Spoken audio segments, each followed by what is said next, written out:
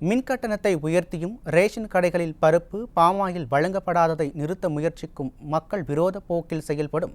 நிர்வாக திறனற்ற விடிய அரசுக்கு அதிமுக பொதுச் செயலாளர் எடப்பாடி கே பழனிசாமி கடும் கண்டனம் தெரிவித்துள்ளார்.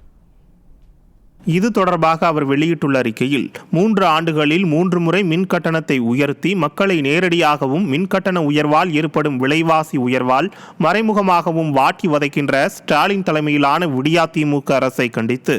அதிமுக சார்பில் கழக அமைப்பு ரீதியாக உள்ள 82 மாவட்டங்களிலும் மாபெரும் கண்டன ஆர்ப்பாட்டங்கள் நடைபெற்றதாக கழக பொதுச் செயலாளர் குறிப்பிட்டுள்ளார். அன்று எதிர்க்கட்சித் தலைவராக சாக்கடிப்பது மின்சாரமா மின் கட்டணமா என்று ஸ்டாலின் கேட்ட கேள்விக்கு இன்று முதல்வராக இருக்கும் அவருக்கு இந்த விடியா ஆட்சியில் சாக்கடிக்கும் மின் கட்டணம் என மக்கள் பதிலளிப்பதாகவும், நிர்வாக திறமையின்மையே உருவான இந்த அரசு